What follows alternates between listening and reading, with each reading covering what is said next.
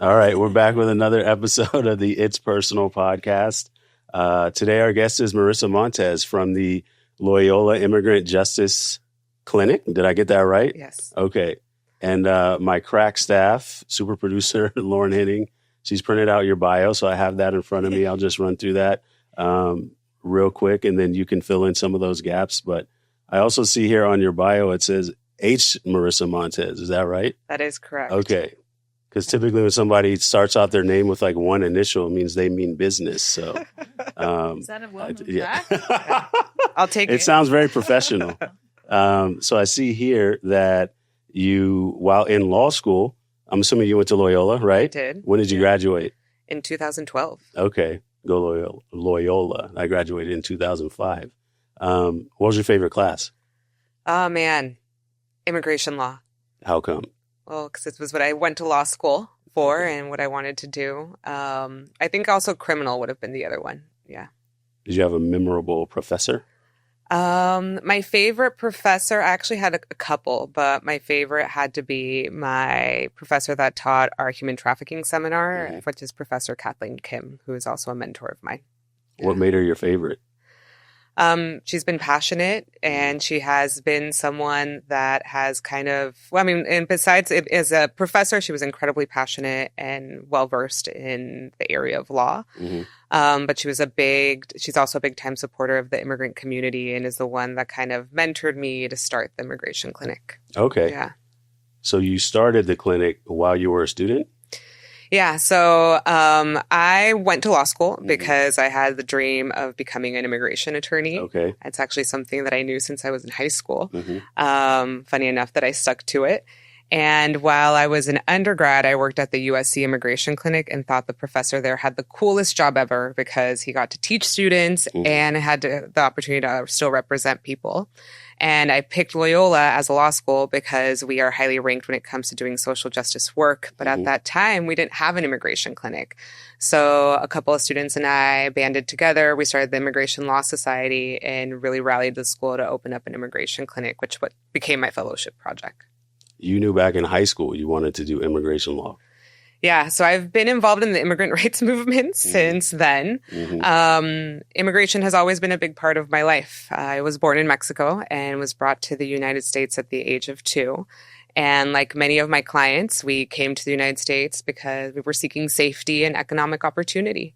And coming to the U.S. was rough, and it was the immigrant community that really stepped up and offered my family protection and stability. And it was really also the immigrant community that has paved the way for me when it comes to my education and accessing the privileges that I have. And I really wanted to pay it back in some way. And it's really a labor of love. Not out of responsibility. I always say that because responsibility then carries weight. But it's how I really pay my respects to my community and my ancestors and those who are now coming after me. And I've been involved since high school. I had a teacher in high school that inspired me to get involved in the immigrant rights movement. And I've continued since then. Yeah. So over 20 years. It's crazy. We're back with another episode of the It's Personal podcast. I'm Christopher Adamson. This is personal injury. It is personal. How'd you wind up at USC? So when I applied to college, I was, because I come from an immigrant family, was not allowed to apply out of state. And it was important to stay locally. And USC was the highest ranking school that I got into. And, you know, my parents, my dad graduated from college when I was in kindergarten. My mom, had the opportunity to go to college in Mexico, but this entire system was new to them. And so when I was admitted to USC, I was super excited to go. And I am a very proud Trojan, of course. Surrounded by 2 Bruins. Oh, okay. We can still be friends, though. Nobody's perfect.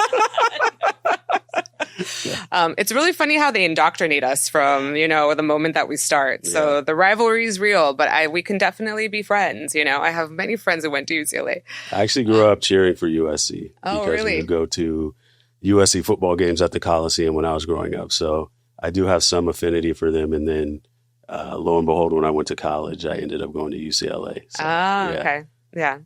happens. Yeah, it does.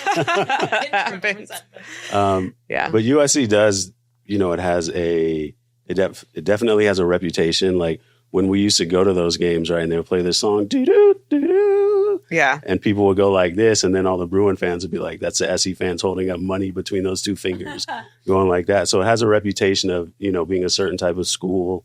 Oh, for sure. Not necessarily the most diverse. My niece went there, actually, and she had a similar experience in terms of the diversity and kind of how she found the student body, et cetera. So yeah. What was your experience like? Yeah, so of course, I will say I've actually been impressed with USC as to how much it's changed since I've graduated from there. But, it's a wealthy school that's predominantly white, does have a lot of international students. But when it comes to representation of students of color, there's not many of us, or there wasn't many of us when I attended. So when I went to USC, I actually got involved with the Latino floors, which were, so it was residential student housing that were themed, right? And it was on top of Somerville. So Somerville was for Black students, and then the Latino floors were on top. So we were really able to build a community that way. And then I also got involved in other orgs on campus, such as Micha, where I was able to find folks who were like-minded, and especially when it came politically, because I was very politically active in college. So I was able to find my community nonetheless. But yeah, and the thing is, also in our profession, as people of color, there's not many of us. So learning to navigate those type of situations and waters, I think, is important. And USC, in a way, did set me up for that. But yeah, I will say that is the reality of that institution, or actually of a lot of private schools. And, but I think it was an opportunity to meet people that I wouldn't meet in my regular course of life, and for us to learn from one another. What are the ways you feel USC kind of sets you up to operate in a kind of still to this day white male dominated profession? Because it was a white, not even white male, but a white dominated campus, and where your abilities, especially as a student of color, were questioned. I will say not so much by professors. I had some professors that were great mentors of mine and that I still speak to this day, but from my classmates who then doubted your ability or questioned the fact that I was at USC because I'm a woman of color, right? And that's why I got into USC, and not necessarily because I'm smart or had the capabilities of doing so. And that's something that continues to happen to this day in work, right? So despite the fact that, I've now been an attorney for 13 years, and I think my work speaks for itself. The fact that I continue to get questioned regarding my abilities and know-how. And I think that also speaks to like the resiliency of our communities, of immigrant communities, communities of color, knowing that this is something that we have to continuously face. And it's exhausting, right? But the reality is that we are incredibly resilient, and we hustle, we have grit, and that's how we're able to basically break glass ceilings that exist, right? And especially in this course of work. And it's something that I try to also model for my students and for my clients. But yeah, I can tell you many stories of people who have doubted me, even colleagues, or even now we're launching a binational clinic, right? And like the cultural differences that occur between working here and abroad, how you're perceived as a woman of color, or a white passing woman, and learning how to also use those privileges to your advantage. I like hearing stories of, people's backgrounds and how those stories like inform where you end up, right? And so you mentioned also at USC engaging in like political activity, or I don't really like the word activism in some ways, because I feel like it's the media kind of has misappropriated it sometimes and used it as like a cudgel or like a bad thing. But like just engaging in political discourse and political activity, I'm always a fan of that. So what type of political activities did you engage in when you were at USC? So through Micha, the USC is how I became mostly involved with the immigrant rights movement locally. And it was mostly attending, events in support of the immigrant rights movement, various internships, marches, protests. And Micha is also known for being more of a radical student org in that sense. But I will say this too, because I just want to piggyback off your comment about activism, because I talk to my colleagues and my students about that, and how activism is seen as something that is full of rage and anger and destruction, right? But where does that rage, anger, and destruction come from? It really comes from a place of grief, of injustice, right? Of things that we have personally experienced and that our community has personally experienced. And the importance of kind of reframing that narrative, that the reason that we do this work is not because of rage, but anger is also a secondary emotion, right? But because it comes from a place of grief, and this is the way that we find healing together collectively and seek to remedy these injustices that our community faces. So my political activist work started at USC, and it was mostly in the sense of not even community organizing, but it was mostly like going up and supporting events on campus, right? Having dialogues regarding the rights of immigrants on campus, which wasn't always well received, right? But those two, like navigating those waters, is what really like also defined my decision to become a lawyer too. Yeah. Did you ever feel like any organization or any part of the government at USC like actively tried to undercut your efforts while you were there?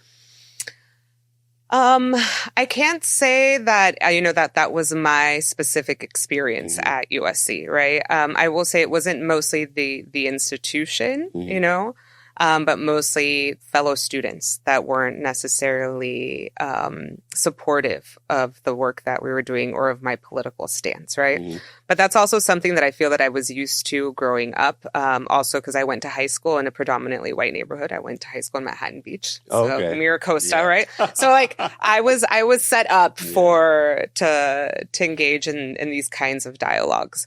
I am very grateful that I had the opportunity to attend a school like that one in Miracosta, because it's what, gave me access to the education that I have today.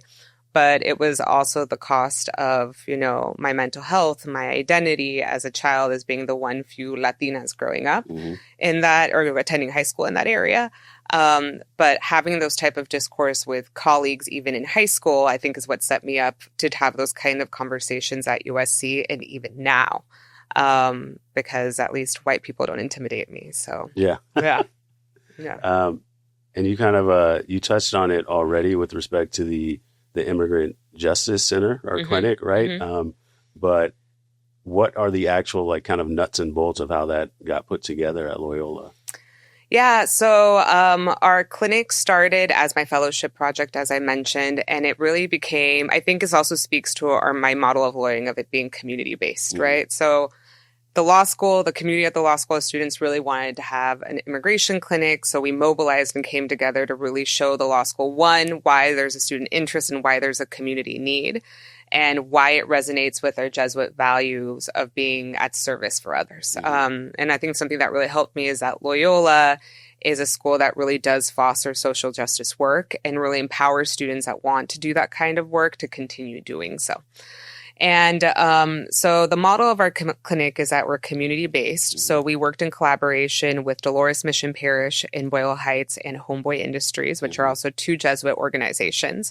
And we worked collaboratively with them to basically demonstrate the need that existed and that there was really an empty, there was no service providers in that area at that time to serve this client community. And Boyle Heights in particular in LA has a very special meaning because it's considered the Ellis Island of the West Coast. So every single wave of immigrants that have come through LA have historically come through Boyle Heights. And so we started doing consultation clinics there. Students were volunteering with volunteer attorneys, and then we used that as the base for the clinic. And so the way that our clinic works is that we work closely in collaboration with these community actors. Our students go and provide free consultations with our attorneys. We identify cases, and those are the cases that we take in-house. So we specialize specifically in humanitarian forms of relief and serve people who are of low income. And then we also do advocacy work regarding continued trends that we see. So, for example, given the election, the importance of knowing your rights, especially when you're coming into contact with law enforcement. So community education, legislative advocacy, it really is dependent on the community. And the thing is, something that I've learned, especially through my own life and my own personal experience, is that the immigrant community knows its needs and knows the solution, right? But that also goes for any client community. So the importance for us as lawyers to take a step back, and let the community truly be the ones to lead, and us using our tool belts, as attorneys to really access those solutions that are going to make a difference. And so that's a sum of what our clinic does. Sorry, go ahead. For a non-lawyer, I've heard this term when working with some of our law students online, the legal clinic. What is that for people that don't know? Yeah.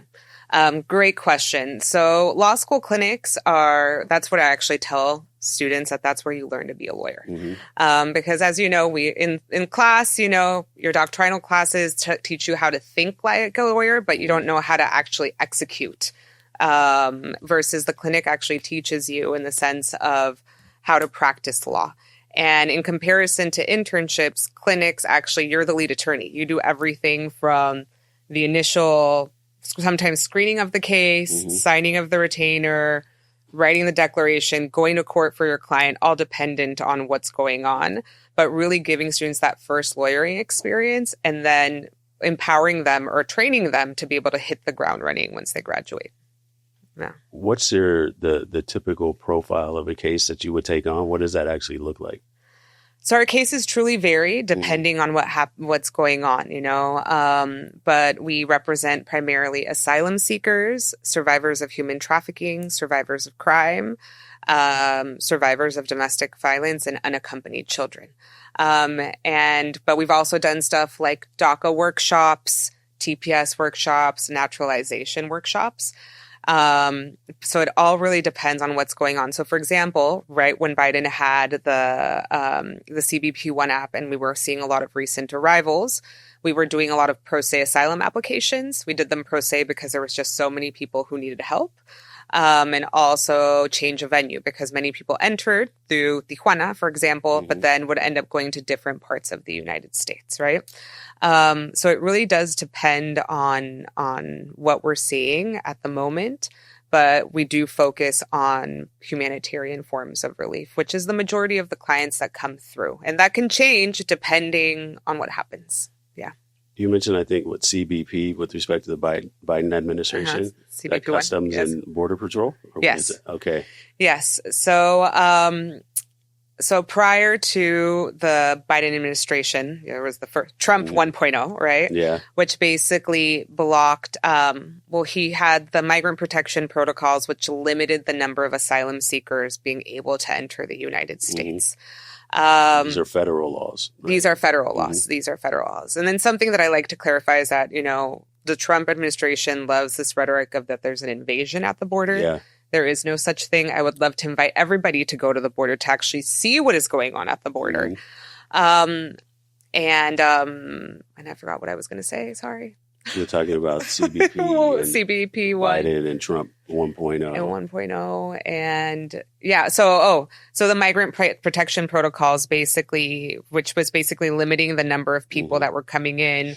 There was a moment too where people weren't coming in at all because of COVID, et cetera, basically caused a bottleneck at the border. And so the Biden administration created this application, this phone app called CBP-1, which was highly problematic, to be completely honest.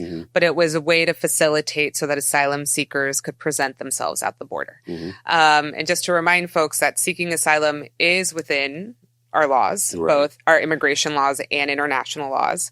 It's not a way that someone enters the United States illegally. It's actually a legal means to enter the United States.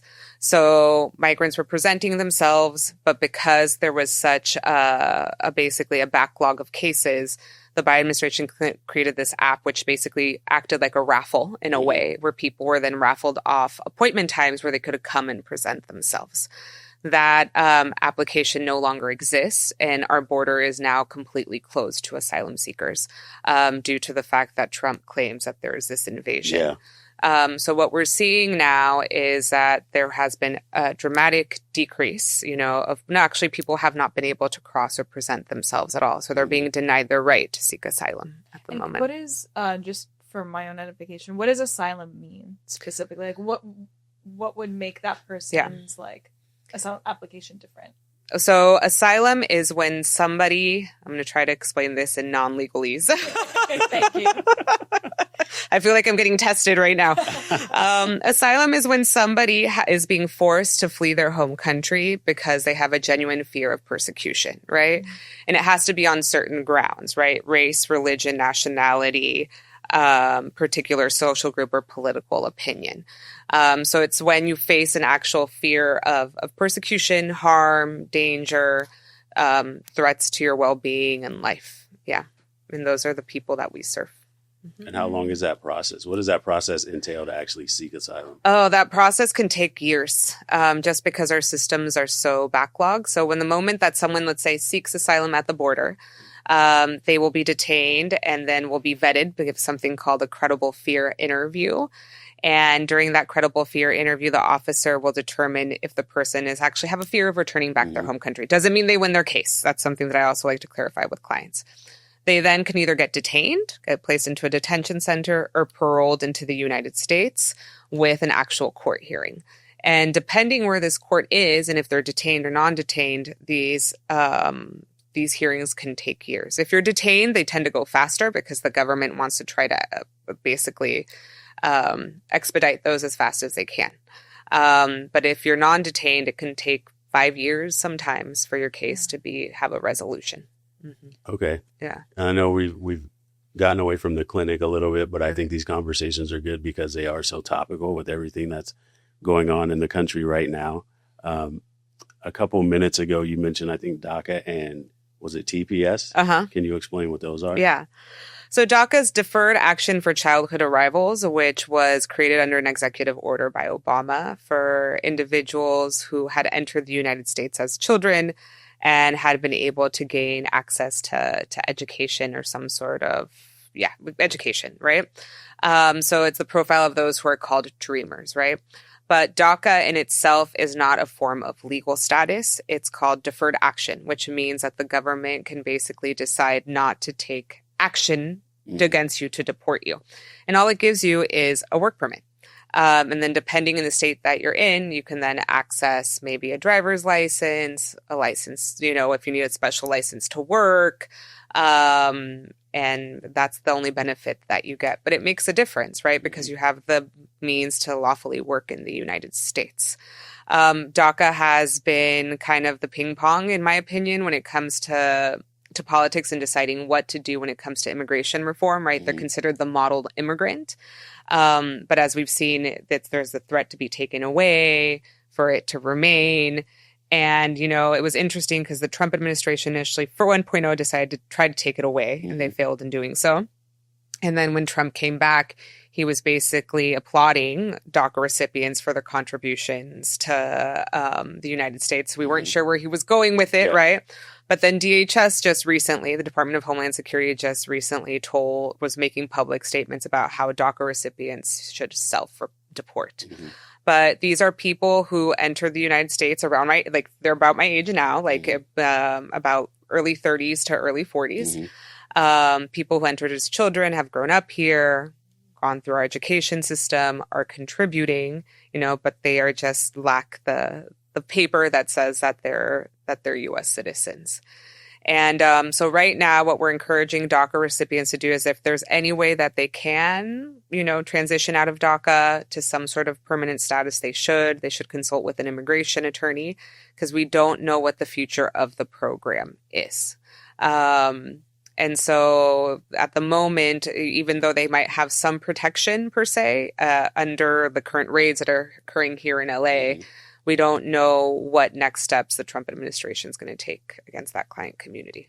And then TPS is temporary protected status. That is also the temporary status that you're allowed to remain in the United States, but similar to DACA, it does not afford you actual residency or citizenship, right? It also gives you the opportunity to work in the United States. And this is usually afforded to individuals where the Department of Homeland Security, basically, or Department of Justice, decides that that you come from a country that has experienced some sort of unrest, right? Being a natural disaster, for example, Haitians when the earthquake happened, Salvadorans and Guatemalans when civil war was occurring, right? But the thing is with TPS, and this is what I always tell people, it's kind of the way the United States gets out of granting them asylum, right? Because it's granting them a temporary status to remain in the United States that the government can take away at any time in which you're supposed to return in your home country, versus if they granted you asylum for these kinds of cases, then you would be able to actually then have a pathway to residency and potentially citizenship. So it's a way to limit it, in my opinion. So with respect to DACA and TPS, what are some of the ways, because you mentioned, I guess, transitioning out of that to a different legal status. What are some of the ways you can do that? So it's not always that easy, but that's why it's always important to consult with an immigration attorney to see what means that there might exist. So for DACA recipients, something that we're doing, this is why I'm saying, like, sometimes we're focused on humanitarian base, but how can we explore employment-based visas for individuals who are DACA recipients, who are highly trained in a certain area, doctors, lawyers, et cetera, right? Who might be able to access these types of work visas. But life changes as well. So if you get married, if you have children, if you're a victim of a crime, depending on how you entered the United States, or if you're able to travel on advance parole and come back, you might have a pathway. So it's really important to be well-versed as to, like, what are your options? And right now, these are the kinds of cases that we're actually considering taking on, because it's people who are known to the government, right? So the government knows that you're a DACA recipient, that you exist, and how can we get you to something that's more stable and safe? Yeah. And then in the context of these conversations, because we've been talking about federal laws, I know a lot of people have probably heard the term sanctuary city or something like that. So can you kind of describe, like, the interplay between these federal laws and what cities or states might want to do, and how those can sometimes be in conflict? Yeah, of course. So sanctuary cities. So this is the way I always describe it. Describing yourself as a sanctuary city or state is really a term of art, right? It's really the state or, the city saying, we're going to take in stance in solidarity of the immigrant community. And all that we're going to do is we're going to make sure that none of our state or local resources are being used for federal enforcement. But that doesn't limit the federal government from coming in and enforcing its laws. It's basically the state telling the federal government, we're not going to help you. You do your own job. So a lot of people tell me, like, oh, now that these sanctuary policies exist, we're going to get inundated with immigrants. One, it doesn't work that way because people always go where their communities are. So if that means that their communities in Georgia or in Texas, despite being anti-immigrant, they're going to go there, right? Because that's their support system. But two is that even though we have sanctuary policies, raids can happen, which is what we saw on behalf of the Trump administration these last couple of months, right? So in the terms that it does make it harder on the federal government because they can't rely on state resources to do this kind of work, it doesn't limit them from enforcing their actual laws. Yeah. And then in this current political environment, like, is there any current legislation that you're keeping your eye on that's potentially coming down the pike, or any initiatives that, the Trump administration might have announced that you're kind of keeping an eye on? Yeah. So, it's been really exhausting to be an immigration attorney these last 7 months, because it almost feels like daily that there's something different coming down the pipeline when it comes to immigration law. And we don't know exactly how things are changing. And I think part of his tactic is to kind of have us distracted, and by doing different things to basically deplete our resources and being able to defend the immigrant community. So in terms of things that are coming down the pipeline is, something that we've learned about Trump is that he actually does what he says, So in terms that he was going to close down the border, he's doing that. That he was going to expand detention, he's doing that. That he was going to retaliate against sanctuary cities, he's doing that, My concern is how this is continuing to be normalized in a way, and who are the next folks that are going to be targeted by the Trump administration. So, we were discussing about how the fact that there was military presence here in LA, and even though military presence isn't here any longer, raids are still happening on a daily basis. People are still getting picked up, but we no longer hear about it in the news. He just had this executive order when is coming down against people who are experiencing homelessness. So now what we're seeing is that now even U.S. citizens are being targeted, right? U.S. citizens were being detained during the raids. Even activists were being detained and charged with federal crimes. And what are the next steps that he's going to be taking? So I really think that, one thing I will say, and I'm kind of now going away from your question as to what I'm expecting, because I don't know what to expect. But one thing that I will say that I've been incredibly proud about recently is being an Angelino, and the fact that LA has really stepped up in regards to its response to the raids that have been occurring here. Even people who I didn't think would white people have been showing up, and I appreciate the solidarity, and really coming together to fight off ICE during these raids. The importance of spreading, community empowerment, legal knowledge so people can defend themselves. The fact that people are coming together to raise money for street vendors who are being impacted. We can only keep this fight up for so long, So I'm actually very concerned as to what could happen, and it's hard to keep motivated during these times. But something that I've talked to my team about is that, the best thing we can do, despite the law being violated every day by the federal government, being there, being willing to basically place ourselves in between our client and the government is the best thing we can do. How do your students, how have you seen over the past couple years as an educator as well, seeing this next generation of lawyers, how are they changing? How are they responding, looking into their future of either being attorneys or being a part of the system? How has that changed? I will say that, the last couple of years, I think it's been really rough during the Biden administration became better. But during the Trump administration, this last semester with the Trump administration, it has been really rough for students, right? Some of my students have told me, what's the point of being a lawyer if the rule of law isn't being respected, right? So reminding them that that's why they're being lawyers, to ensure that it actually gets respected. And but I will say that my students are the number one thing that keep me motivated, because they come in hungry, they come in fierce, they're willing to fight. And sometimes when I'm a little too burnt out, they're the ones who come in with the creative ideas, and they're actually pretty successful most of the time. And I think that's the other thing, is something that we saw in law schools is we called it the Trump bump. So, and under Trump 1.0, we saw an increase in applications for people who wanted to come to law school. And we're seeing also that same jump occurring now. So I think it's really been igniting and motivating people. And how do we use that fire and passion to really motivate our students, but also teach them how to set boundaries and take care of themselves? Aside from attorneys, how can the average person get involved if they want to, bring more awareness of what's going on, or be more actively involved in kind of providing a bulwark against some of these policies? Yeah. So the things that I always tell people, because, people are always I want to volunteer. And that's great. But sometimes volunteers require a little bit more work, especially if you're a non-lawyer, right? But I would say one is become politically engaged. I know that it sounds like a broken record to say call your elected officials, but call your elected officials. Make sure that you're making sure that this remains a priority for them, right?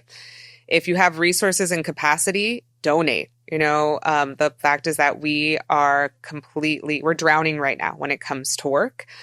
So any capacity to donate and really help support our work would be helpful, because that's what means an expansion of services. And then, oh my God, why do I keep blanking? Sorry. And then something that's been happening is since I've been speaking so much Spanish, it's been taking my brain a while to switch back to English. So then I lose my thoughts, perdón. And I have, what's the other thing that I always tell people? So yeah, call your elected officials, donate your resources that you have. And, educate your community. Okay. You know, that's the other one that's really big. And especially because, you know, I have these conversations with my white colleagues and even my students, right? It's not my duty as a person of color to educate your community. Mm-hmm. It's your duty, right? Mm-hmm. So how can you engage in this conversation with your racist Trump supporting uncle? You know, you can have this conversation with them in a way that you're able to have, you're actually may be able to engage in dialogue versus someone like me or someone like your client, right?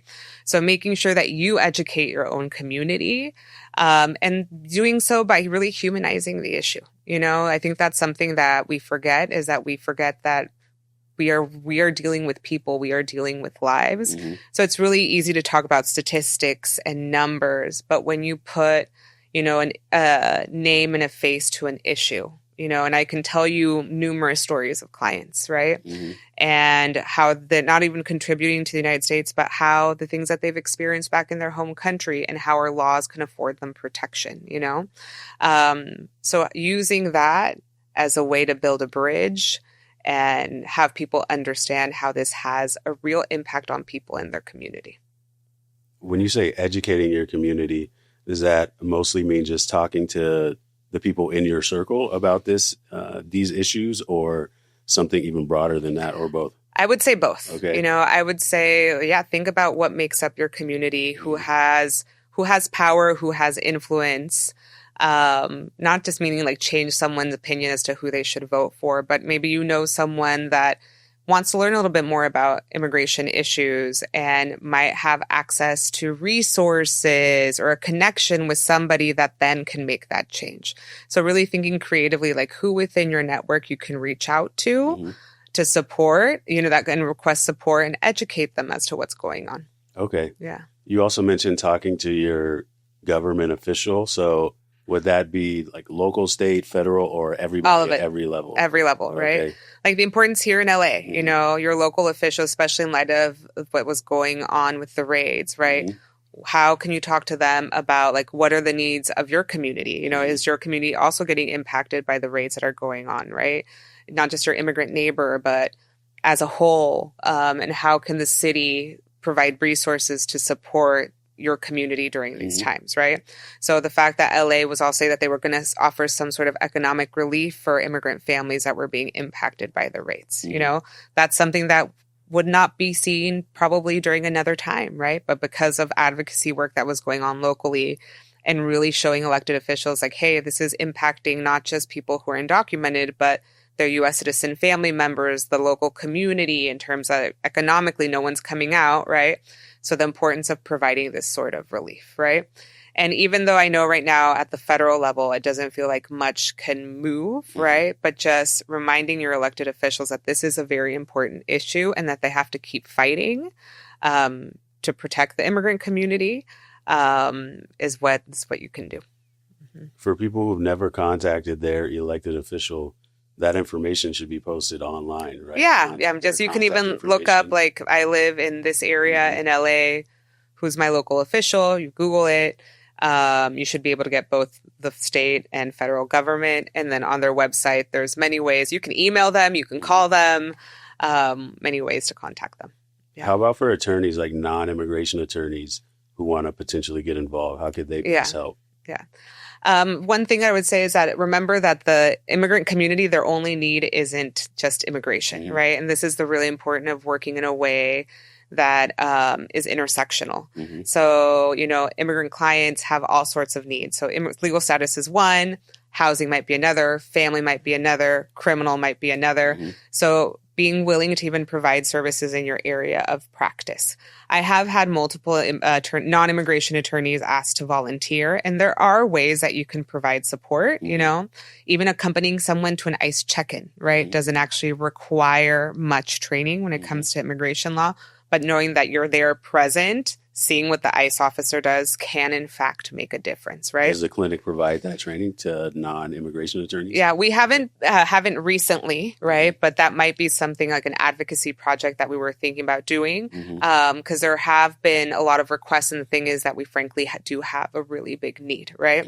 Especially doing like pro se workshops. For example, Villanova has a training program for non-attorneys who want to become like paralegals who can to specialize in immigrant rights work.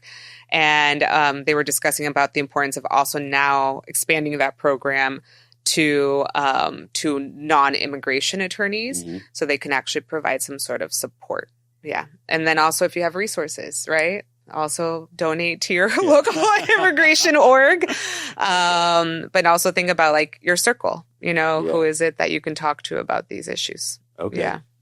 Yeah. Getting back to the clinic, how many staff or employees or volunteers, like what's the composition of it now? So right now our clinic is expanding. So we have at the moment, there's me, my other co-professor, and then 2 teaching fellows. And then we have 1 supervising and 2 paralegals. So we're a 7 person team. We're actually one of the larger clinics at Loyola because of just the high volume that we have. And we have 16 law students that will be coming in to engage in immigrant rights work. And then our clinic has recently gone binational. So we are the first binational law school clinic in the nation that will be providing services to both migrants in transit and deportees currently in Guadalajara, Mexico, and Tijuana. And the reason why we decided to expand in this way is one, because as U.S. immigration policies now go beyond our physical borders, us as advocates do as well. But it came out of a community need because we were seeing recent arrivals that were going through this migrant corridor, and the fact that the majority of Mexican nationals outside of Mexico reside in Southern California, majority of which are in the city of LA, majority of which are the state of Jalisco. Many of the deportees we're seeing in Guadalajara are actually former LA residents. So it's a way for us to continue expanding and providing our services. And also for students to understand that as an immigration attorney, you have to be flexible, you have to be versatile, and you have to build your networks outside of the United States if you really want to do this work. And so now U.S. and Mexican law students will be working side by side to provide services. You have an office in Mexico? We do. We have an office in Guadalajara where our school is, our clinic is actually in conjunction with ITESO, which is another Jesuit school in Guadalajara. As I always joke around, I work for the Jesuit mafia. And so, and the Jesuits are okay when I say that. They actually get a kick out of it. I will tell you. I went to Jesuit high school, so I understand. All boys Catholic. Did you go to Loyola? No, I went to Damien. Oh, okay. Yeah. And they're gangster. There's been so many times that I've had situations and the Jesuits get me out of it, right? Like I was in El Paso with students once and our housing fell through, called the Jesuit priest. The Jesuit priest hooked it up. They're well connected. They're super well connected. And so I joke with them. And that's what I think that's been the beauty of the work at Loyola, that I've been able to do it, is because of the Jesuit mission and because I have Jesuit support. And so the reason this collaboration would happen is because it's between 2 sister universities that have a similar mission. And so I've been working at this over the summer in Guadalajara for the past 7 years. And we've been doing some projects collaboratively, and now I've been able to expand it to provide services year-round. So this is really, really exciting. And it's a really special project for me, too, because it's my return, as someone who was born in Guadalajara, and my own personal immigration story brought me to, my own immigration story is and that of my family's is what has led me to do this work. And I never thought that my own history would then take me back to the place of my birth to be able to serve my client community in this way, right? So it's a very special project. Our launch is in September. You're welcome to come. I really do think that this is part of the future practice of immigration law. So I'm really excited that Loyola gets to be the pioneer in this. Future practice meaning like an international? It's that we really have to think about immigration law beyond our borders. Especially, as I said, like as immigration law changes, as we live in a more globalized world, we have to think about how, if we really want to serve the needs of the immigrant community, it's not just when they get here, right? It's when they return back to their home country. It's when they're in transit, and really empowering people to make informed decisions as well. And how can we work collaboratively to make sure that if people decide to, for example, stay in Mexico, right, or come to the States, that they do it in a way that is safe, in a dignified manner, and where they can integrate themselves. Yeah. How many active cases or files are you guys handling at one time? Oh, man. So we are high volume. We're not as high volume as like a nonprofit, but for example, but my supervising attorney has about 100, and then we each have about 50 or so. Mm-hmm. So I can't do math because lawyers do not do math, right? And we've also represented over like 300 or 400 DACA recipients and their DACAs and DACA renewals. So we're extremely high volume. I can't give you an actual number, right? Mm-hmm. But I can tell you that we have provided over 10,000 free consultations to community members, and we have maintained a 95% a success rate. So that's been good. So hopefully we can keep that under the new Trump administration. But we are much more high volume than your average law school clinic. But that's because the need is so great. And if you want to follow a community-based model, you have to figure out how to serve as many people as you can. And that's why we also do a lot of pro se work as well. Yeah. You guys are operating year round? Year round. Okay. Yeah. We don't get breaks. So not like the other professors that get their summers off, right? Yeah. How do you go about navigating building a curriculum, or a lot of law school, right? Hasn't changed in a while. And there was a big conversation around when AI started to become embedded in curriculum and start to change things that hadn't been changed in a while. How are you working with a set of laws that are so ever changing? It's daily at this point. Yeah, that's a very, when it comes to, I've learned, the one thing, and this is something I want to teach students all the time, is the importance of being flexible and agile, right? Mm-hmm. And things change, especially in the practice of immigration law, from one day to another. And under Trump 1.0 taught me about the importance of being flexible in that way, and having to change my syllabus from one day to another. Or it's actually happened where I teach one thing in class and then the next day it's not valid anymore, And I warn my students about that. And and that's part of the discussion that we have in class, is how is it that immigration policy is so easily influenced from one administration to another, and why, right? And that's because the executive branch has enforcement power, right? And can decide what part of our laws immigration laws they want to enforce and which ones they don't. And so it's been a struggle, but we've learned how to maneuver it, I will say. And part of it is, as a practicing attorney, you have to be on top of all the changes, right? So you have to stay on your toes and be willing to make those changes. And part of it is for students to learn that what I put on the syllabus might change from one day to another. Yeah. And that's how they start learning to be flexible. Yeah. Beyond being binational, what's your vision for the clinic in the next, let's say 1 year, 3 years? Yeah. So my strategic plan for the clinic is that we are going to move from being the Loyola Immigrant Justice Clinic to being the Loyola Immigrant Justice Center. Mm-hmm. And we'll have our current clinic, which focuses on providing services here to LA, right? Our binational migrant advocacy project, which is the one that I just described. And then we'll have a policy clinic, because currently we do also do policy in the clinic, and we do a mix of state policy and also have now been doing more binational work and work in Mexico, advocating for the needs of immigrants. But I do want to make that its own standalone clinic, because there's so much work to do in that area. So my idea is that we'll become a center with 3 clinics in them, and that Loyola will be, one of the best law schools for the practice of immigration law. That's my dream. Mm-hmm. I think I can make it happen. So see, we're getting there. Yeah. What's the school's actual involvement with the clinic? Is there a board of directors, or how does that work? Yeah. So we are part of the law school. Mm-hmm. I do have a board that oversees the clinic and helps me with fundraising. Okay. But the great thing is that as an app professor, we get a lot of academic freedom. So the ability to teach what I feel like teaching, So the school is involved in the sense that, does oversee the clinic. We are part of LMU, or we are LMU. But they do grant me a lot of flexibility in deciding how I teach and how I manage the clinic, which has been nice too, because it allows me to stay true to our community-based model, in that the school doesn't force me to do certain types of work, right? And just explaining to them, like, this is what the community needs and this is what we're going to do at the moment. And they kind of let me run within, which is how our binational clinic also started. Yeah. I had another question.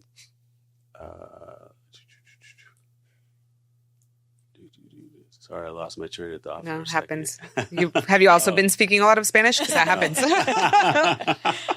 Un poquito. This kind of goes back to something you mentioned earlier, burnout. Oh, yeah. Yeah. How do you kind of stave that off, or what do you do to combat against that? Oh, man, that's such a good question.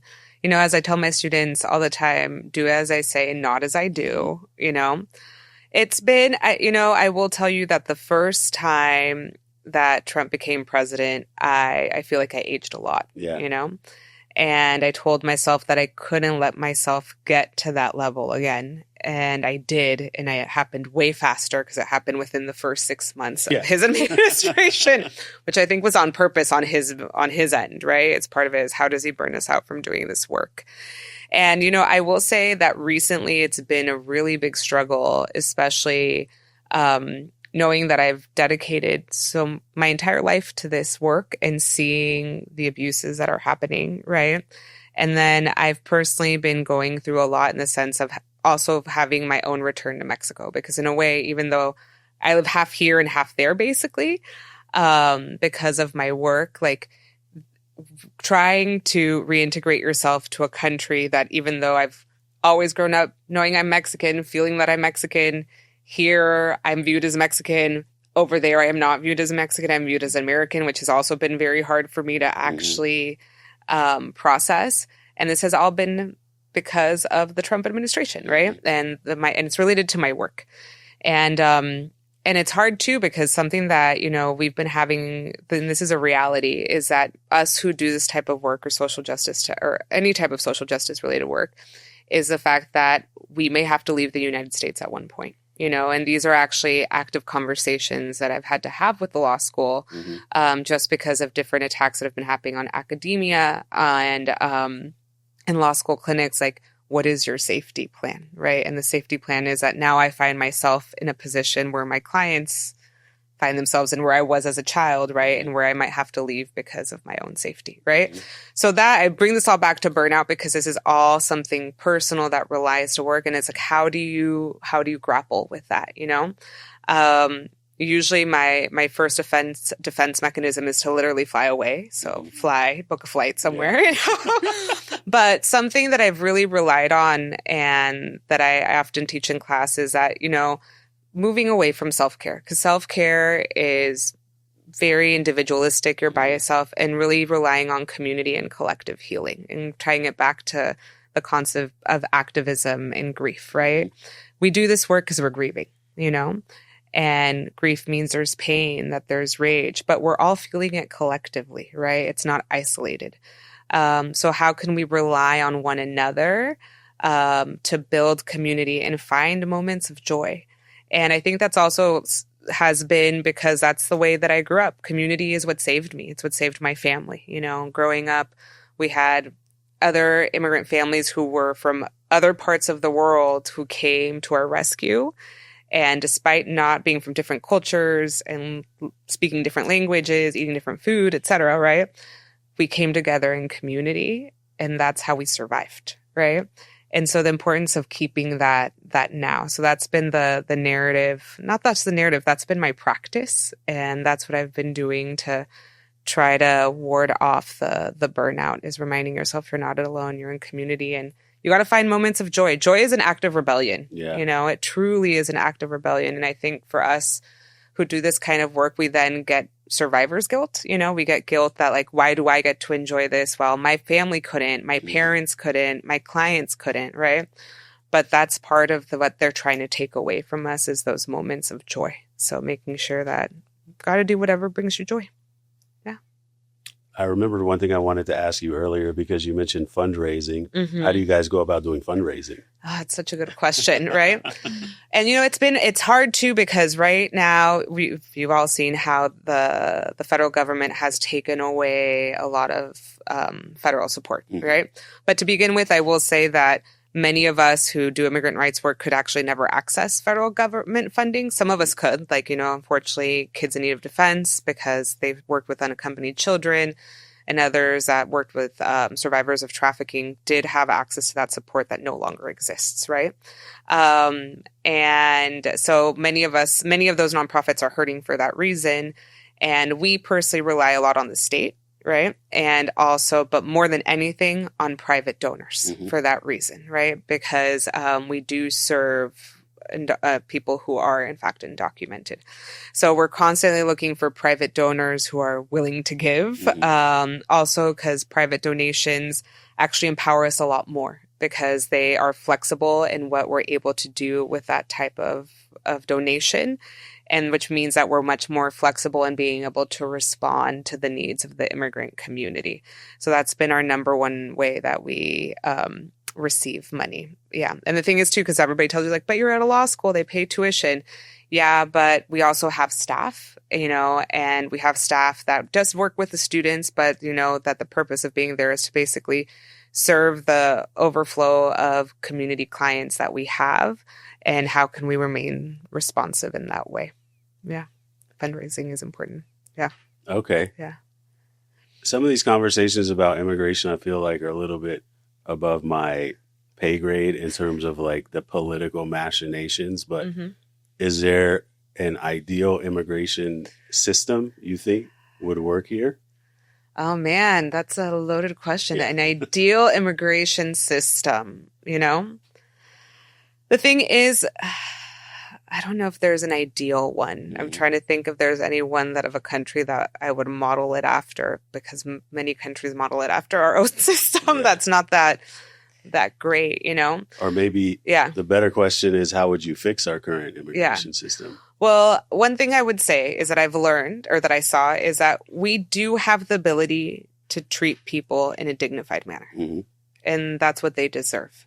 So, for example, when everything was occurring with, the closing of the border with migrant protection protocols and CBP-1 under then Biden, we had, the war between Russia and Ukraine, where we then accepted many Ukrainian, not just refugees, but people who were seeking asylum and who were coming across our borders, right? Who were asylum seekers, just like my clients that I see in Tijuana that are, Haitian, Cuban, Venezuelan, et cetera, right? And the United States were able to parole these Ukrainian immigrants in a very dignified manner, right? They would literally land in the airport in Tijuana, cross the border, and then enter the United States, right? And then the question became, well, then why can't we do that from everybody else, right? And I think the reason why we didn't is, one, politically, right? But two, because they were mostly white and then highly educated immigrants. Because that's another thing that I tell my students. If you see the profile of the Ukrainian immigrants that were able to come in, were people who had capacity to flee, right? So people usually had access to resources, et cetera, had some connection in the United States, while those who were living in poverty remained. And don't get me wrong, I'm all in support of it. And I actually, we represented Ukrainian clients in the clinic when that occurred. But I use that as an example to show that we do have mechanisms within our laws that would allow us to try to treat people in a dignified manner when they enter the United States and when they face removal proceedings. Something else I would say is the right to counsel.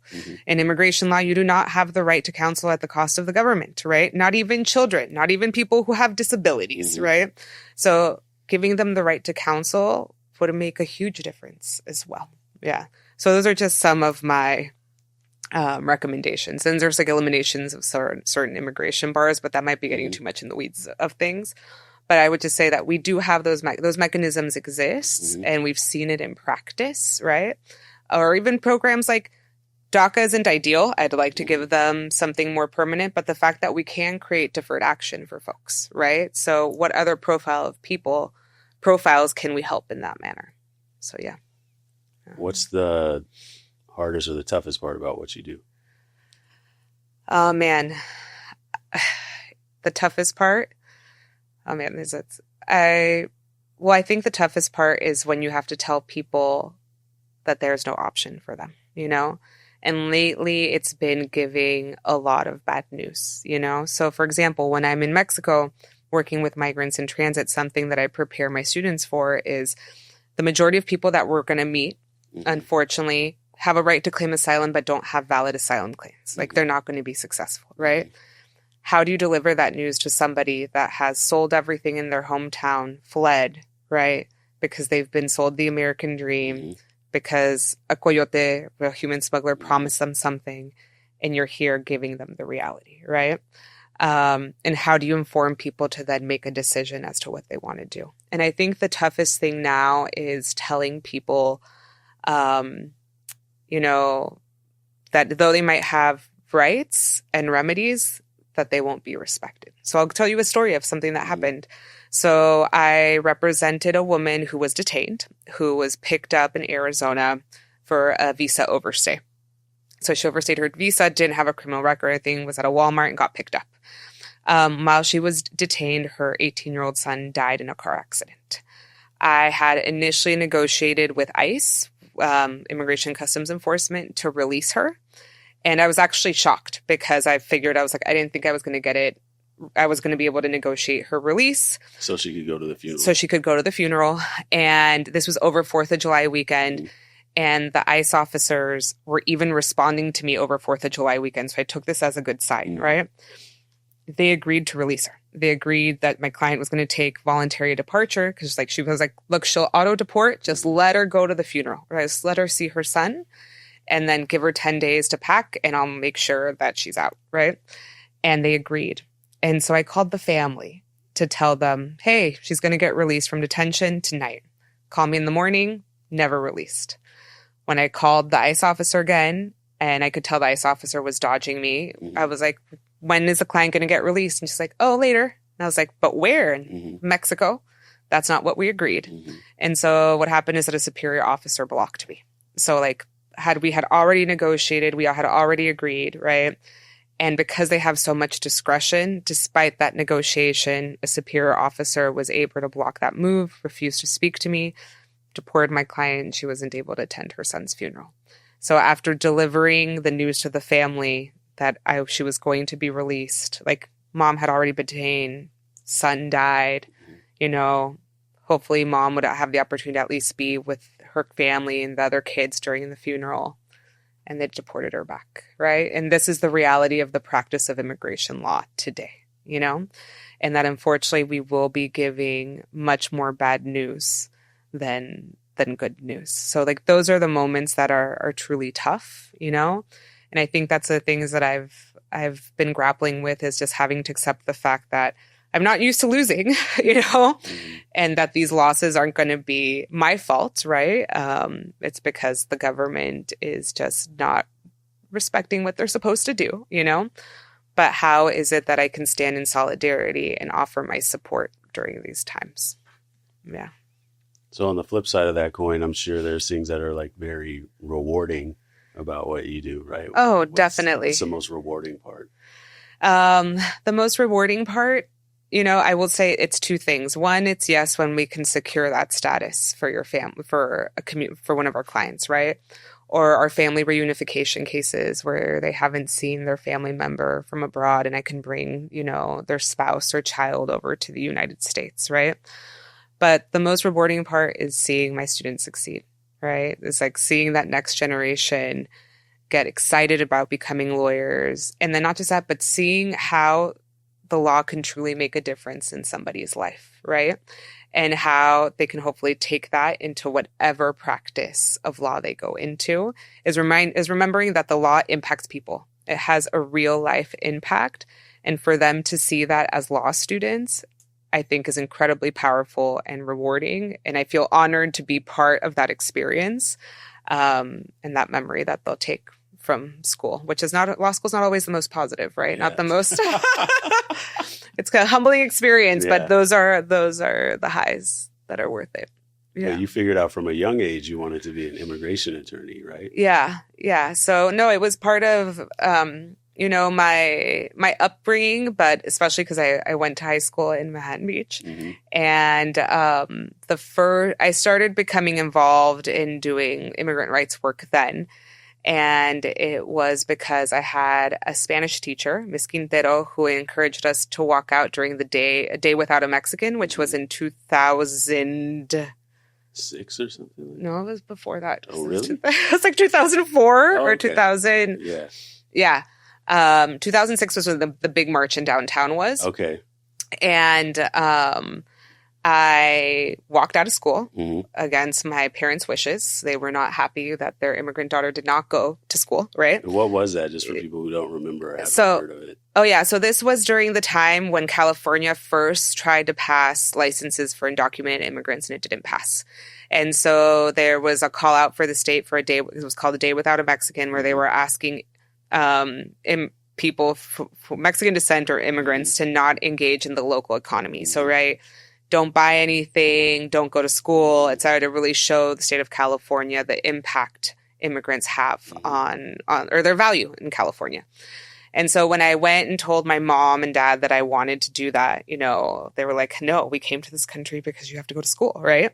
But because I was a good kid and got good grades, they were like, fine, you don't have to go, but we're not writing you a no. Yeah. And so two of my teachers, because I was truant and I was a big nerd, two of my teachers took much interest into what I did. And one of them had me write like a class paper on it. Like my final paper was me arguing why immigrants deserve licenses. So it was like my first lawyering experience, I joke. And then the other one had me do a class presentation that did not go too well. And it went over 2 class periods, so 2 days. And then my classmates became so enraged that I thought undocumented immigrants should have licenses that they told my teacher that they wouldn't come back to class if I kept talking about the issue. Really? Yeah. Okay. And so this was... So that was what I think that wasn't my first slap in the face, but that was like a huge slap in the face, right? In the sense of like it making it very clear that this is what my classmates believed about not just my community, but about me and my family, And it really is what was like served as one of the catalysts of me continuing to do this type of work and getting involved in immigration law at SC and so on. So yeah, all thankful. I guess I'm thankful for my racist classmates. I don't know. Every cloud has a silver lining. I know. For empowering me, I guess that was it, right? Yeah. But even before then, my family was always reminding me of where I came from. And like I said, I grew up around other immigrant families. When we first came to the United States, my family and I experienced homelessness. And it was a Pakistani family who took us in, and one of my first childhood memories is living with this Pakistani family and playing with their children, right? And then... How did that come about? So my dad was working, where was he working? I think he was working if I remember correctly, because I can't remember the story correctly, to be honest, as how my dad knew this. I knew they had worked together. So my dad was working at a school, right? Like doing, delivering lunches. And I think that's where, don't quote me, to be honest. But basically it was my dad's former coworker. And so when we lost housing, right, my dad called him, and he said, come on in. We slept in their living room, right? And actually, even though it was a very difficult time for my family, it's memories that I'm quite fond of because I had other kids to play with, right? And then when we were finally able to get back on our feet, we moved to Culver City prior to it being gentrified that it is now, and it was an Iranian family that lived next door, right? And my mom didn't speak any English. The woman next door spoke no English either, but she became kind of like more of a grandmother figure for me. But our commonality was food. So we would just go over to eat and they would communicate as to however they could communicate. And then I had, in that same apartment building, there was, the manager was from Uruguay. And he also then became like an uncle, right? And would kind of help when my dad would have to go to work, would help my mom and kind of situate her in the city so she knew where to go. And I have various examples of that throughout my life. Yeah. And it's been, and not just the immigrant community, there's been other people who've also showed solidarity, right? But that's why I say, like, that was my first example of, like, how we all come together. And that's something that I love about, I always say, like, you know, when people tell me, like, because I've been told, like, what do you identify as? You know, Mexican, American, neither or, right? I mean, yes, Mexican and American, I guess, but, like, you feel like you're from neither place. But I was like, but the immigrant community is my community, right? Because despite being from different backgrounds and cultures, the experience of having to leave your home country, adjust to a new place, you know, is what brings us together. And we experience very similar things. And so despite differences in culture and language, you know, it's that commonality that brings us together. And so, yeah, that's my community. And that's what inspires me every day. I think that's the real American dream, right? Like what you just described is like this melting pot of people from different backgrounds, like this diverse melting pot of people who can't even necessarily communicate, but you just communicate through the language of love and community. Yeah. Right? Completely. And I will say, like, when I travel and I come back home, that's one of the things I absolutely love about coming home. You know, the fact that there's people from all over the world. We're all, you know, different, but also the same in ways. You know, the fact that you can go here and get this type of food, you can go here and do this, you know, that your community and circle is made from people from all over the parts of the world. And I think that's something that's beautiful of Los Angeles, I will say. You know, yes, the United States, but like a city of LA, like the city of LA in particular. Yeah. Do you feel like you found your ultimate purpose in what you do as an immigration attorney? You know, I will say that I've been very lucky, you know, because my dream was to be an immigration attorney. And then when I was in college, I was telling my mentor, Neil's friends, and I would tell him as a joke, I was like, one day I'm going to have your job. And I remember he would tell me, like, yeah, that's what they all say. Yeah. And then you're going to go for the golden handcuffs and become a corporate lawyer. And I didn't. Yeah. And he, even a couple years ago, he told me, like, oh, yeah, you actually did it. And I was like, I told you. And so everything else that's happened has been truly a cherry on top, right? And especially, like, I've had the opportunity to have a couple of political appointments. You know, I currently sit on the Commission for Civil Rights for the city of LA. Ooh. And then the opportunity to do this binational clinic, you know, especially in the city of my birth in Guadalajara, is truly just like the icing on top of it. So I'm very lucky, you know, especially that at such a young age, because I even questioned myself, like, is this what you really want to do? But it's truly my passion. And I absolutely love being an immigration attorney. I love the work that I do. And I can actually say that trust me, there's been some really challenging times lately, you know, but most of the time I do wake up excited to do what I do. And not that what you're doing isn't big, but do you see like an even bigger vision for yourself beyond what you're currently doing, or just doing this for the long? No, you know, that's a very good question. Politics has always been something that people have asked me if I'm interested in running for office one day.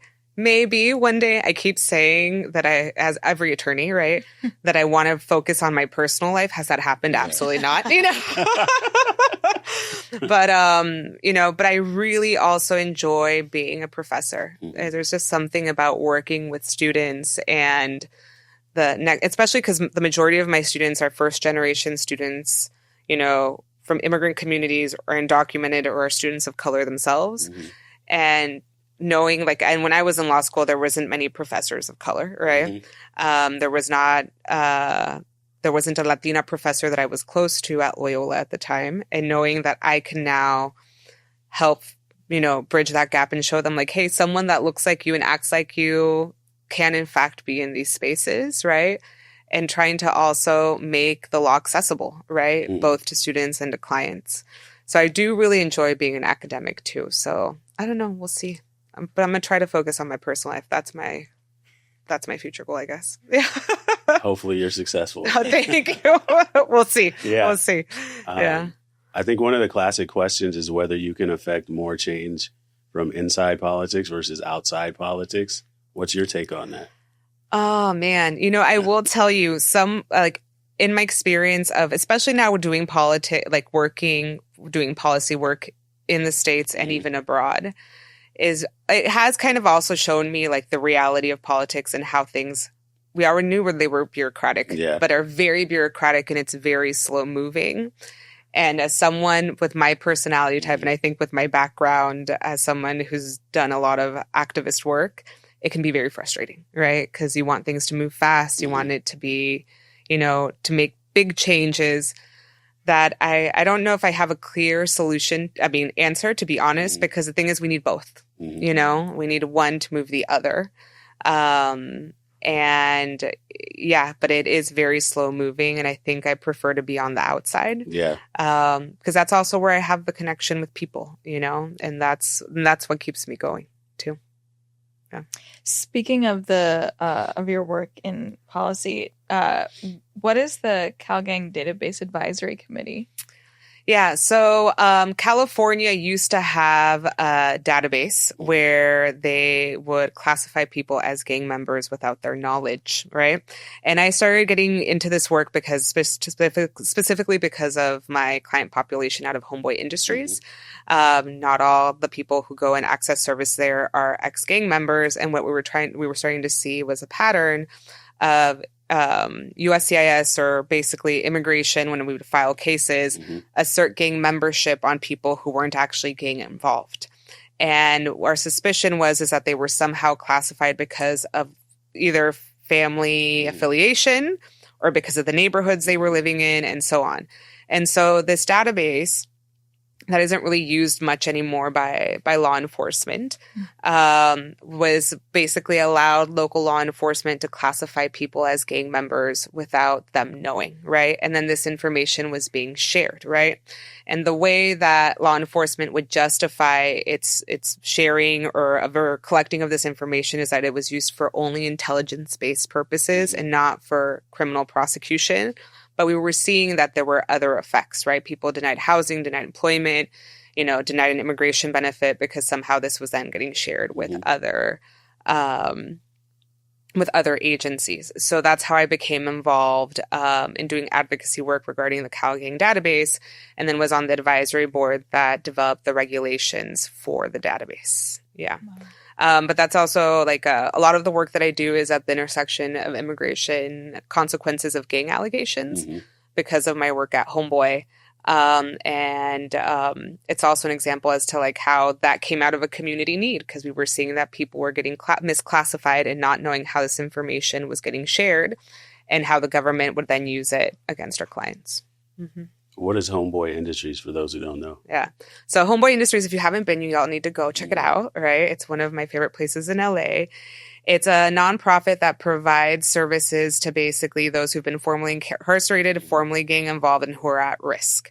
And Homeboy serves as, their focus is primarily job training, so that people who have been formerly incarcerated, right, or want to get out of a gang, can come in, learn a skill, and then become employable. But part of Homeboy, too, is providing other types of social services to ensure that people who are going through their program experience stability, right? And that includes legal services, different social services, including, access to drug counselors, therapy, etc.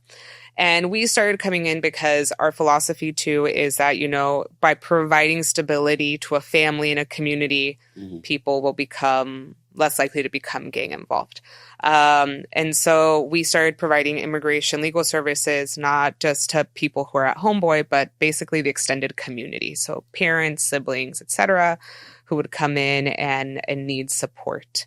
And so Homeboy makes amazing food. I'm actually partial to their carrot cake cupcake, so I think that's the best one. People really talk about the coffee cake, right? I think the homies might fight me on it, but that might be my unpopular opinion. Okay. But the Homeboy carrot cake is the best. Okay. So yeah, and and they're located in Chinatown, and and they're also a Jesuit organization. Telling you, the Jesuit stars align. Yeah.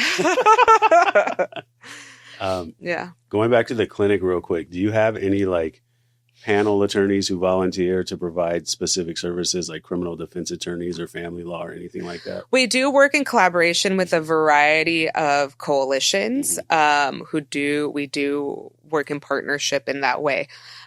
We do in a limited capacity some guardianship and family law because it has to do with unaccompanied children. So we usually take that portion of the case in-house if it's related to their immigration portion of the case.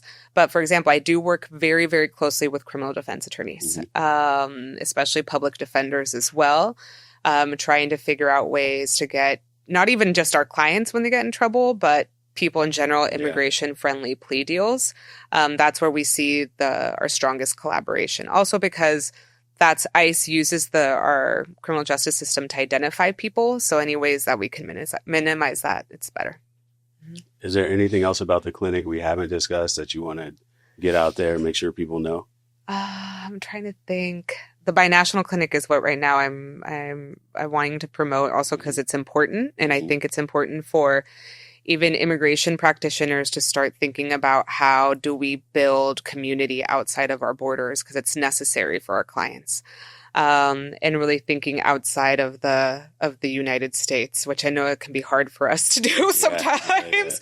But really thinking about how the law really impacts one another internationally, right? I've had cases now too where, I was just sharing an example of how I had a case here of a young Venezuelan girl that was trying to self-deport. And she couldn't self-deport because there was no Venezuelan embassy. So I couldn't get her a passport. And I couldn't get her a flight to Venezuela because there's no flights to Venezuela. So how do you help someone auto-deport? That means that they had to go into Mexico.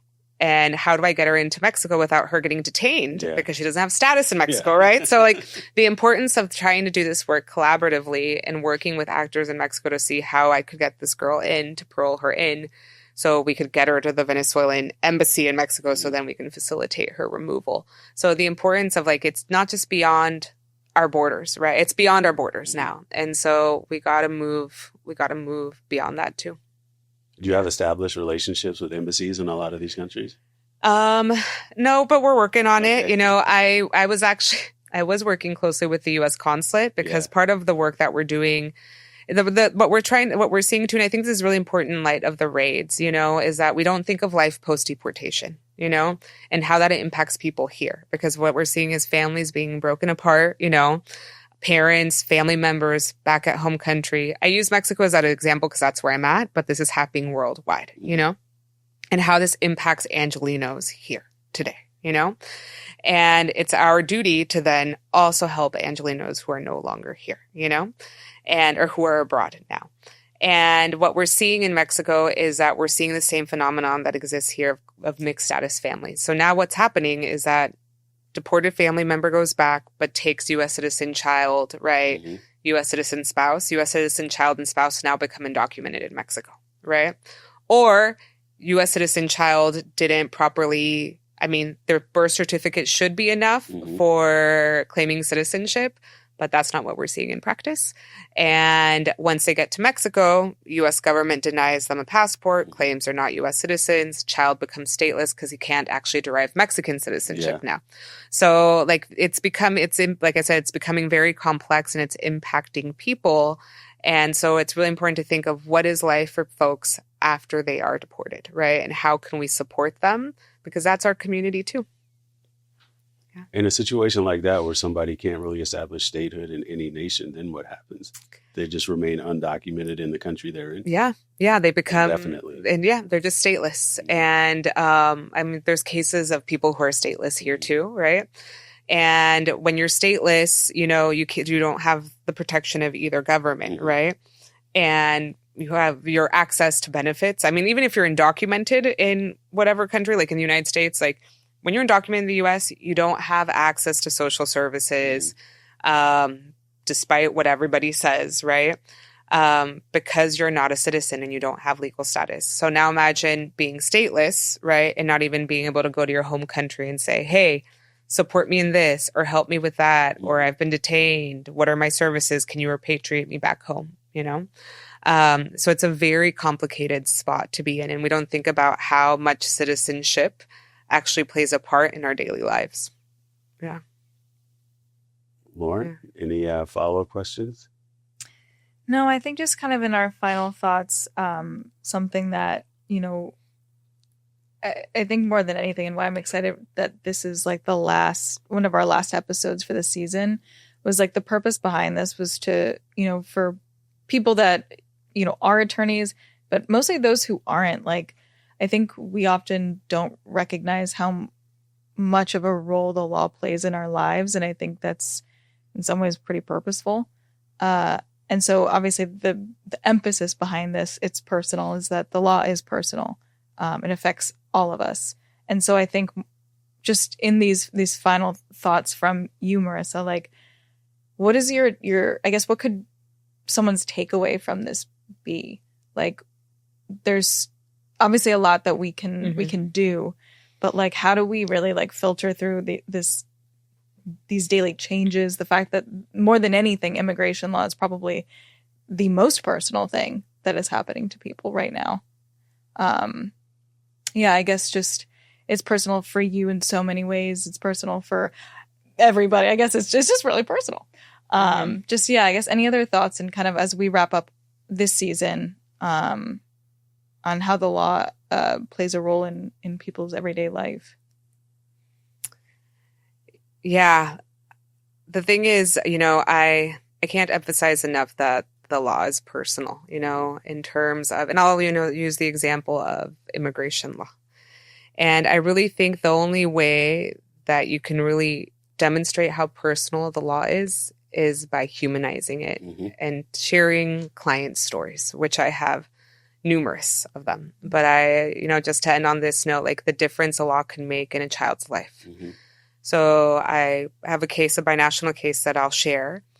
And one of it, I represented a young Venezuelan girl who was abandoned by her smuggler in Mexico City. We get a call that she has now been transported to Guadalajara and is staying with a family friend. How old is she? 14 at the time. Little girl had to be left in Venezuela because her mom died.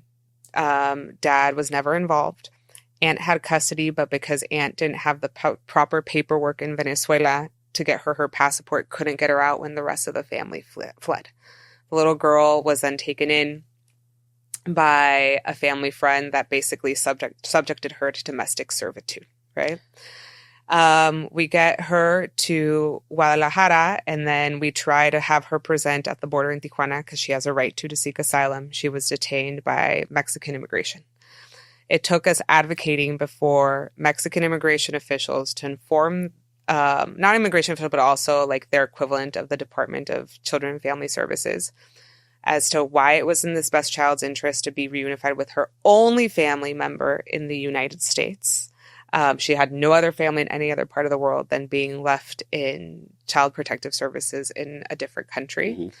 But it really took a binational effort in informing them as to U.S. law, to finally convincing them to letting the child travel to present and then be reunified with her mom. The girl is now with her mom, with her aunt. The girl is now with her family and is safe, and her family has legal status in the United States, right? But I want to use that as an example as to, like, these are the types of cases that are happening all the time, right? And she was highly vulnerable, right? Could have been stuck in Mexico indefinitely.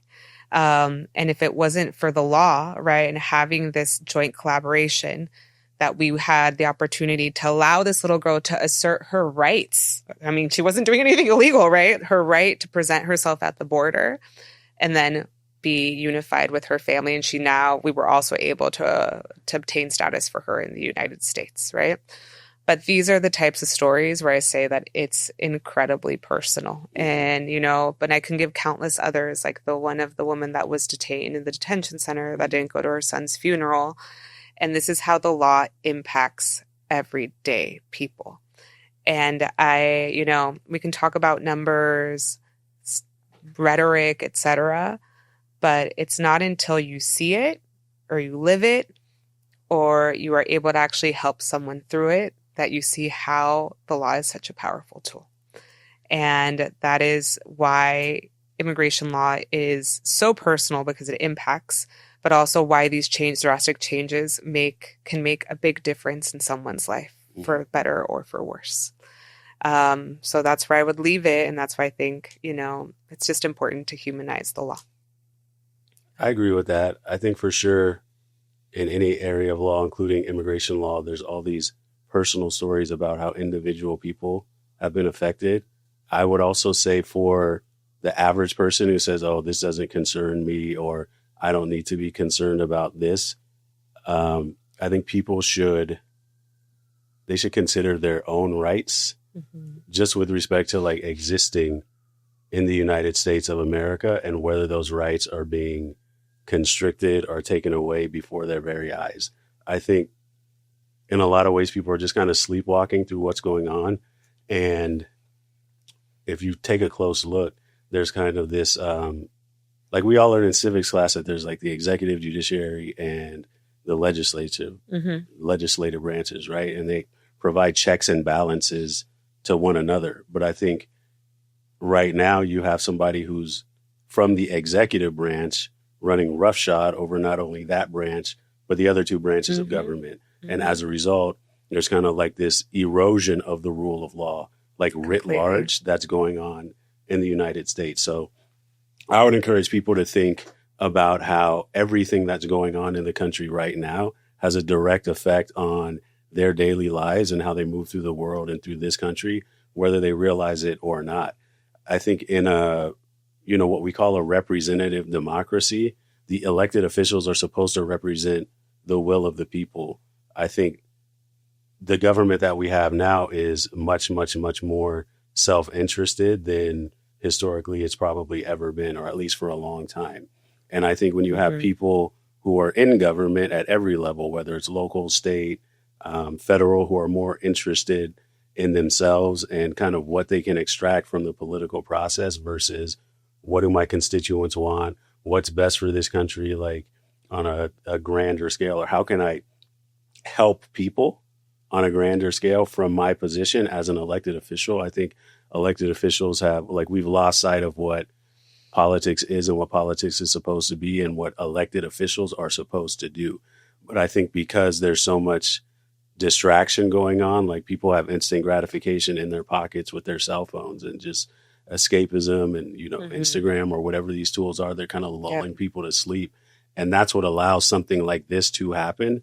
And for me, I'm not going to stand on the soapbox and be like, this party is right, this party is wrong, or whatever. I think we have to be more interested in, regardless of party, how we can come together as a constituency and as a people in this country versus sowing seeds of division or doing things as politicians that are solely for the purpose of enriching ourselves versus I'm not even taking care of my constituents or I don't care about my constituents. So I would encourage people to just be more politically aware and pay more attention and closer attention to what's going on in the political sphere, because what ends up happening is it's kind of like a slippery slope. And then you wake up one day and we've moved from a representative democracy to some sort of faux like banana republic or authoritarian, dictatorship overnight. So that would be my message to people, is just like pay more attention to what's going on, because we're all in this together. And the reason why something like this can happen is because people were asleep at the switch for so long. And now we've had, for me, like not just one term, but 2 terms of this. And I personally don't feel like we're headed in the right direction. So this is personal to me in the sense of I'm not really a fan of where the country is headed, or I don't have a lot of hope at this point in time for where we're headed and what we can be unless we kind of reverse course sooner rather than later. So I know that's a bit dystopic, but I think it's we have to get the message out there to people. We can't, paint these pictures of sunshines and rainbows and like everything's all good. Like we have to activate people. We have to get people involved, not just in immigration, but in social justice, civil rights, et cetera, because like the reality is back in the day, I think people were a lot more willing to put themselves on the line. Like if you think about the civil rights movement, people were more apt to do sit-ins, but at the risk of their own personal health and sometimes their lives. Like they were getting attacked by German shepherds, sprayed with fire hoses, buses were getting firebombed, things like that. But people were willing to do that because they believe so strongly in what it is they were supporting. So, I know you believe strongly in what you're doing. I believe strongly in terms of the ideals of what this country could be. And I think now's the time we're really at like an inflection point where we have to figure out what we're going to be as a country and which direction we're going to go.